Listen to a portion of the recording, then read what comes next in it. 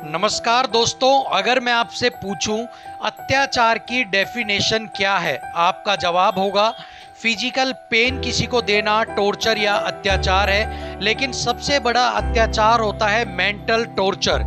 ये एक ऐसा पेन है, एक ऐसा टॉर्चर है जो दिखता नहीं है लेकिन अंदर ही अंदर इंसान को ख़त्म कर देता है। आपने कितने एग्जाम्पल देखे होंगे जहां पर सिर्फ प्रेशर बनाने से कोई स्टूडेंट है, कोई कैंडिडेट है या फिर किसी इंसान के ऊपर ये जो प्रेशर बनाया जाता है तो वो इतने पेन के अंदर होता है कि अपनी लाइफ एंडिंग स्टेप तक वो ले लेता है। ऐसा ही एक टॉर्चर इन दिनों हो रहा है एसएससी जीडी कांस्टेबल 2024 के कैंडिडेट्स के ऊपर, उनके रिजल्ट में डिले कर कर, उनके रिजल्ट को रोक कर। किसी भी एग्जाम को जब आप देते हैं तो रिजल्ट कब आएगा ये एग्जाम के तुरंत बाद से ही दिमाग में चलने लग जाता है, लेकिन अगर उसमें डिले हो जाता है तो ये धीरे धीरे मेंटल टॉर्चर बन जाता है। अब कैसे कैंडिडेट्स को मेंटल इल बनाया जा रहा है और इस वीडियो में आपको सब कुछ समझ में आ जाएगा। इसके साथ रिजल्ट आउट ना करने के पीछे हिडन रीजन क्या है वो भी आपको पता चल जाएगा। सो चलिए स्टार्ट करते हैं। दोस्तों, सबसे पहले ये समझते हैं कि ये एग्जाम और रिजल्ट का गेम आखिर है क्या। गवर्नमेंट आपको मौका देती है पब्लिक सर्वेंट बनने का, इसके लिए वो एग्जाम कंडक्ट करवाती है जिससे डिजर्विंग कैंडिडेट्स को मौका मिल सके। अब गवर्नमेंट निकालती है इसके लिए एग्जाम की नोटिफिकेशन, फिर आप उस एग्जाम के फॉर्म को फिल करते हैं। अब आपने एग्जाम दे दिया, अब यहाँ तक तो सब सही रहता है। अब असली खेल इसके बाद स्टार्ट होता है। अब यहाँ पर जो भी स्कैम होना हो, गड़बड़ होनी हो या फिर कुछ चेंज करना हो तो इसी स्टेज के ऊपर किया जाता है। अब आप किसी को भी टॉपर बना सकते हैं लाइट नीट एग्जाम, आप किसी को भी जॉब का प्रॉमिस कर सकते हैं जैसे दिल्ली पुलिस कांस्टेबल, आप कोई भी एग्जाम पेपर लीक कर सकते हैं जैसे यूपी पुलिस कांस्टेबल, कोई भी भर्ती आप कैंसिल कर सकते हैं जैसे एचएसएससी, आप कोई भी रिजल्ट को रोक सकते हैं जैसे एसएससी जीडी कांस्टेबल 2024। सो ये गेम खेला जाता है एग्जाम रिजल्ट के बीच में, ठीक है। अब इतना समझ में आ गया कि एग्जाम के बाद ही असली स्टार्ट होता है गेम, इसीलिए ऑलवेज आपका जो रिजल्ट है उसको रोक लिया जाता है या रिजल्ट के अंदर ही आपको गड़बड़ देखने को मिलती है। अब बात करते हैं एसएससी जीडी रिजल्ट रोकने से क्या फायदा होगा और किसे इसका फायदा होने वाला है। सवाल सीधा है लेकिन जवाब इतना सीधा नहीं है। देखो, इस बार फॉर्म फिल किए गए एसएससी जीडी कांस्टेबल 2020 के 48 लाख लोगों ने, ठीक है। अब मान लो 48 लाख लोगों में से 24 लाख यानी कि 50% ने फीस दी, वो भी 100 रुपीज जो कि एसएससी की फीस है। अब यहाँ पर फीस हुई 24 लाख इंटू में 100 rupees equal to 24 crore rupees. अब रिजल्ट में देरी हुई, फिजिकल में देरी हुई, अगली वैकेंसी आनी है नेक्स्ट मंथ में। सो आप सब वहां पर क्या करेंगे, अगली वैकेंसी का जो फॉर्म है उसको यहाँ पर फिल करेंगे। अब मान लेते हैं 48 लाख फॉर्म तो आपके आने ही आने हैं अगली वैकेंसी के, लेकिन इस बार वाले जो कैंडिडेट है वो भी यहाँ पर फॉर्म फिल करेंगे और यहाँ पर टोटल फॉर्म हो जाते हैं 50 से 55 लाख, ठीक है। अब ऐसे में सेम फीस बनेगी, मान लेते हैं 50% लोगों की 27 से 28 करोड़ रुपए। अब उसमें से जो इस बार वाले हैं वो जब उनका रिजल्ट आएगा, उनका प्रोसेस कंप्लीट होगा तो वो ऑटोमेटिक बाहर हो जाएंगे और उनकी जो फीस उन्होंने दी थी 100 रुपीज, अब वो कहाँ गई, वो फीस यहाँ पर गई आपकी धर्म खाते के। अब इसके पीछे का आप एक गेम समझिए।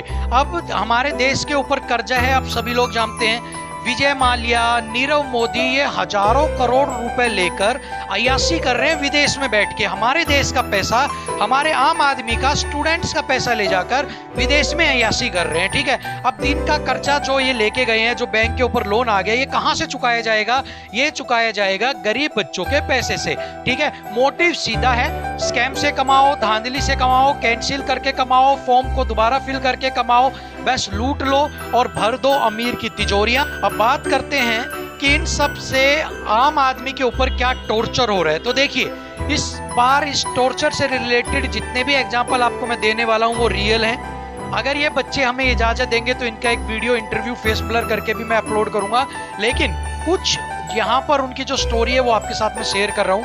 रमेश कुमार है बिहार से, जो एसएससी जीडी 2024 के कैंडिडेट है और 2023 के विधेयक के अंदर है वो आपके। उनके पापा दिहाड़ी मजदूर हैं, कर्जा लिया था बच्चे की स्टडी के लिए, ये भी 4-5 भाई बहन है। अब ब्याज ही इतना हो गया है कि वो चुकाना भी भारी हो गया इनके लिए, और जो कर्जा देने वाले हैं वो बीच बाजार इनकी धोती खोलने की धमकी इनको देते हैं। अब ये बताइए वो कैंडिडेट या उनके जो पिताजी हैं वो मरे या जिए, क्या वो करे यहाँ पर? अब नौकरी नहीं मिल रही, विदहेल्ड में डाल दिया, उसका कोई रिजल्ट नहीं है। इसके बाद इनको नौकरी जो मिलनी चाहिए उसमें डिले हुए जा रहे हैं, उम्मीद के बांध यहाँ पर टूटे जा रहे हैं। ऐसे में कैंडिडेट करे तो क्या करे? मेंटली टॉर्चर बहुत ज्यादा उसके साथ हो रहा है, और किसी दिन इसी टॉर्चर की वजह से वो स्टेप उठा लेगा जो उसको नहीं उठाना चाहिए। अब मोहित यादव फ्रॉम हरियाणा नारनौल, ये मेरे ही शहर से हैं, एसएससी जीडी 2024 के कैंडिडेट है। दिल्ली पुलिस विदहेल्ड में हरियाणा सीईटी का एग्जाम इन्होंने दिया, जो कि अभी रद्द हो चुका है, ऐसी खबरें आ रही हैं। दोस्तों मोहित जो है वो न्यूज़पेपर घर घर बांटता है सुबह आके, ठीक है, वो मेरे भी न्यूज़पेपर देता है सुबह, डेली मॉर्निंग में द ट्रिब्यून इंग्लिश का न्यूज़पेपर आता है। मोहित के 2 बहन 2 भाई हैं और एक माँ है, और सर से पापा का जो साया है वो ऑलरेडी उठ चुका है। अब इसकी शादी नहीं हुई है क्योंकि नौकरी नहीं है, बहनों की शादी पेंडिंग है, भाई छोटा है वो पढ़ाई कर रहा है। इसके अलावा जो माँ है उसके ऊपर भी यहाँ पर जो है खर्चा हो रहा है, माँ का जो रख रखाव है वो भी यहाँ पर आपको करना है, क्योंकि उसके लिए भी अब पैसा चाहिए। अब जेब में पैसा है नहीं। अब ऐसे में मोहित करे तो क्या करे? मरे तो मरे कैसे, और जिए तो वो मरने से बदतर है, क्योंकि हर एक एग्जाम कैंसिल, हर एक जगह इसके साथ धांधली, एग्जाम में रिजल्ट नहीं आ रहे, और विदहेल्ड में जिनके अंदर डाल दिया गया है उनके रिजल्ट 2020 विदहेल्ड में है ये, और आज 4 साल हो गए हैं, आज तक भी इसका जो रिजल्ट है वो क्या रहेगा वो इसको नहीं पता है। अब इसके बाद है श्याम लाल हैं जो राजस्थान से हैं, एसएससी जीडी 2023 और एसएससी जीडी 2024 के कैंडिडेट्स थे। खेती बाड़ी करते हैं, 4 भाई बहन हैं, सब बेरोजगार हैं, करे तो क्या करें, कर्जदार हो रहे हैं, नौकरी आ नहीं रही है, उम्मीद भी टूट रही है, जीने की आस भी अब धीरे धीरे खत्म होती जा रही है। अब ये कहानी 3, 4, 5, 10, 50, 100 लोगों की नहीं है, ये कहानी है उन 48 लाख लोगों की जिन्होंने एसएससी जीडी 2024 का फॉर्म फिल किया है। इनमें से कुछ ऐसे हैं जो बड़ी उम्र होने की वजह से बाहर हो गए हैं, कुछ घर की हालात से परेशान होकर जिन्होंने नौकरी का सपना छोड़ दिया, कुछ अपने आप पर ही डाउट करने लग गए हैं कि क्या पता तुमसे होगा या नहीं होगा, इसलिए उन्होंने हिम्मत हार दी है। कुछ ने दुनिया के तानों से हिम्मत छोड़ दी है कि अब क्या पता नौकरी मिलेगी या नहीं मिलेगी।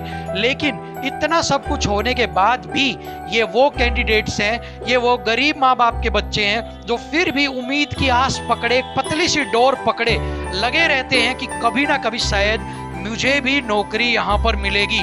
क्योंकि अमीर का जो बेटा है ना वो मरने के लिए, गोली खाने के लिए, लड़ने के लिए बॉर्डर पर नहीं जाएगा। नेता क्या कमेंट करता है, अमीर आदमी क्या कमेंट करता है कि फौजी तो है ही मरने के लिए, हमारे बेटे तो अमीर जो बच्चे हैं वो एसी में बैठने के लिए, एसी में सोने के लिए पैदा हुए हैं। ये तो गरीब का बेटा और जो बेटी है ना, ये अपने आप को जिंदा रखने के लिए गोली खाता है सीने पर, ये सोचकर कि घर पर रहे तो वैसे ही मर जाएंगे, घर के हालात इतने खराब हैं, इससे अच्छा है शहीद बने। गोली खानी है तो मरेंगे तो बॉर्डर के ऊपर बने, मरे जिसकी वजह से उनके घर का, उनके परिवार का तो भला होगा, उनके शहीद होने पर उनके कुछ अगर उनको हो गया तो उसके बाद जो पैसे मिलेंगे उनसे उनके माँ बाप, बूढ़े माँ बाप, गरीब माँ बाप का तो भला होगा।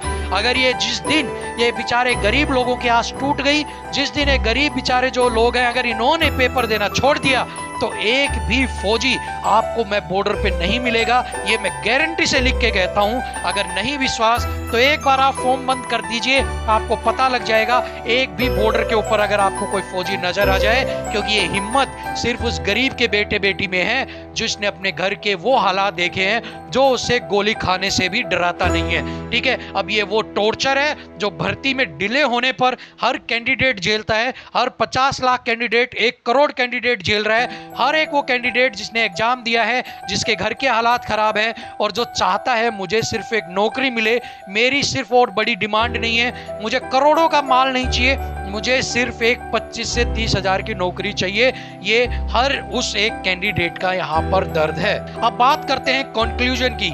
Same on you system, same on you system.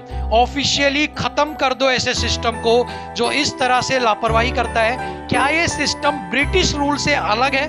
गुलाम तब हम ब्रिटिश के थे और आज इस ऐसे सिस्टम के हैं जो कोई भी जिम्मेदारी नहीं लेता, जो टाइम पर कोई भी काम को पूरा नहीं करता है, जिसकी कोई भी रिस्पॉन्सिबिलिटी नहीं है, कैंडिडेट के हित में कोई भी बात नहीं सोचता, वो देश के हर एक पेपर को कैंसिल करवा देता है, यहाँ तक कि डॉक्टर्स के पेपर को कैंसिल करवाता है जो आने वाले समय में लोगों को इलाज करेंगे, जिन्हें लोग भगवान का दर्जा देते हैं। यहाँ पर जो फौजी देश के बॉर्डर पे गोली झेलते हैं उनका यहाँ पर रिजल्ट में देरी की जा रही है। सो ऐसे सिस्टम को रखने से कोई फायदा नहीं है, ऐसे सिस्टम को तुरंत इफेक्ट से खत्म यहाँ पर कर देना चाहिए। सो जल्दी से जल्दी ये रिजल्ट जारी कर दिया जाना चाहिए, अदरवाइज अब यहाँ पर जो बर्दाश्त की हद है वो बात टूट जाएगा। क्योंकि जो गरीब का बच्चा धूप में तक पकर भूखा रहकर गरीबी में धूप में किसी तरह के संसाधनों के बिना अपने शरीर को तपाकर मेहनत कर सकता है, वो सोई हुई सरकार को भी जगा सकता है। जय हिंद, जय भारत।